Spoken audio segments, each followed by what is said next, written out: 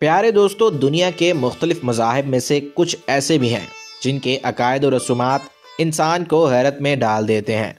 आज हम आपको चंद ऐसे ही मज़ाहिब से मुतारिफ करवाएंगे जिनकी रसूमात ना सिर्फ अजीब हैं बल्कि बाज़ औक़ात खौफनाक भी महसूस होती हैं। दोस्तों, आज की वीडियो बहुत ही दिलचस्प होने वाली है। आपसे दरख्वास्त है कि वीडियो को आखिर तक ज़रूर देखिए और अगर चैनल पर नए हैं तो हमारे चैनल को सब्सक्राइब ज़रूर कर लीजिए। प्यारे दोस्तों, वर्ल्ड इन उर्दू में सलमान बेग की तरफ से अस्सलाम वालेकुम। सबसे पहले बात करते हैं इल्यूमिनाटी और शैतान परस्ती की।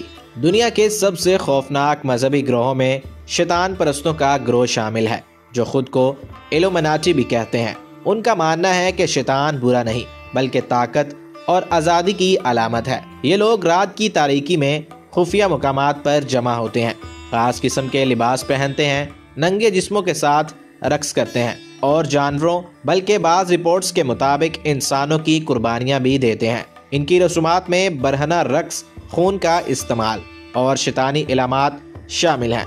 बकरे का मुजस्मा उनके यहाँ सबसे मुकद्दस माना जाता है। कई मशहूर गुलकार, अदाकार और सियासतदान इस खुफिया तंजीम से मुंसलिक बताए जाते हैं। उनकी म्यूज़िक वीडियोस में शैतानी अलामात, उल्टे स्लेब और पेंटाग्राम के निशानात नज़र आते हैं। ये सब कुछ आम लोगों को ज़हनी तौर पर कंट्रोल करने और नई नस्ल को बिगाड़ने के लिए इस्तेमाल किया जाता है। नंबर 2 पर बात करते हैं जिन मुत की। भारत में पाया जाने वाला ये मजहब तकरीबन 2500 साल पुराना है। जिन मुत के पैरोकारों का अकीदा है कि कपड़े पहनना नफ्स की आलूदगी है, इसलिए उनका एक बड़ा फिरका मखसूस इबादत के दौरान मुकम्मल तौर पर नंगा हो जाता है। ये लोग सांस लेते वक्त अपनी नाक पर कपड़ा बांधते हैं ताकि कोई छोटा जानदार हलाक ना हो जाए। जमीन पर चलने से पहले झाड़ू देते हैं ताकि कोई चींटी या कीड़ा ना मर जाए। उनके मजहब में मिट्टी से जुड़ी हुई सब्जियां जैसे आलू, प्याज, गाजर खाना मना है क्योंकि उनके ख्याल में इससे ज़मीन की रूह को तकलीफ होती है। कुछ लोग खामोशी की कसम खाकर पूरी जिंदगी बोलते ही नहीं ताकि किसी को उनके अल्फाज से तकलीफ ना पहुँचे। उनके यहाँ जलती हुई ज़मीन पर नंगे पाँव चलना इबादत समझा जाता है ताकि पिछले गुनाहों का कफारा अदा हो सके।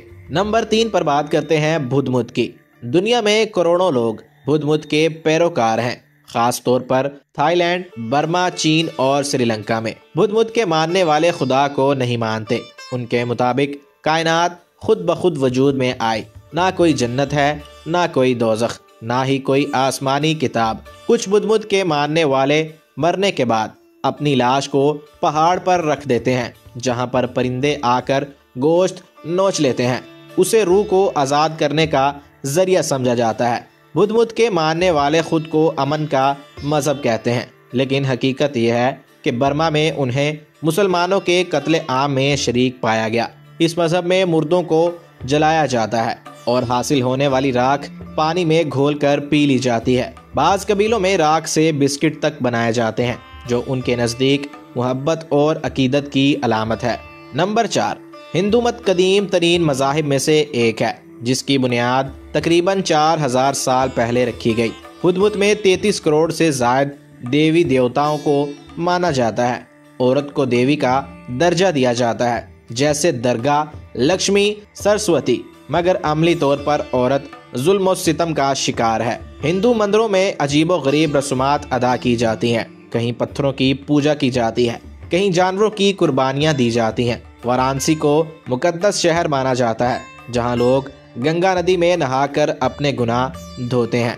हालांकि ये नदी इंतहाई गंदी है। इसमें नहाते हैं, कपड़े धोते हैं, मुर्दों की राख बहाते हैं और बाज़ औक़ात लाशें भी डाल देते हैं। हिंदू मुआशरे में सती एक खौफनाक रस्म थी जिसमें शोहर के मरने पर बीवी को जिंदा जलाया जाता था। गाय को मुकद्दस माना जाता है, उसका पेशाब पिया जाता है और गोबर को मुकद्दस समझकर इस्तेमाल किया जाता है। हिंदू मत में जात पात का निज़ाम लोगों में तफरीक पैदा करता है। दोस्तों, आपने देखा कि कहीं नंगा रहना इबादत है, कहीं गाय की पूजा, कहीं लाशों को नोचना, कहीं शैतान की पुरसतिश। अब सवाल यह है कि क्या ये सब अक्लो फितरत के मुताबिक है? क्या ये रसूमात इंसान को हकीकी सुकून दे सकती हैं? इन तमाम मज़ाहिब के बरक्स इस्लाम एक ऐसा दीन है जो सादगी, पाकीज़गी और हुस्न का हसीन इम्तजाज पेश करता है।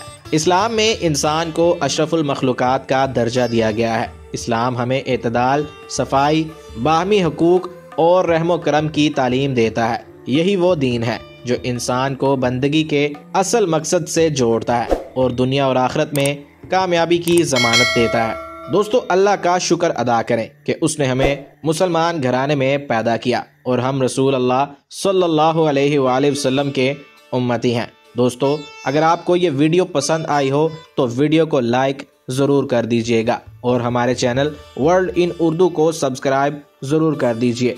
कमेंट बॉक्स में अपनी राय ज़रूर बताइएगा कि आपको कौन सा मज़हब सबसे ज़्यादा अजीब लगा। मिलेंगे एक नई वीडियो के साथ, तब तक के लिए अल्लाह हाफिज़।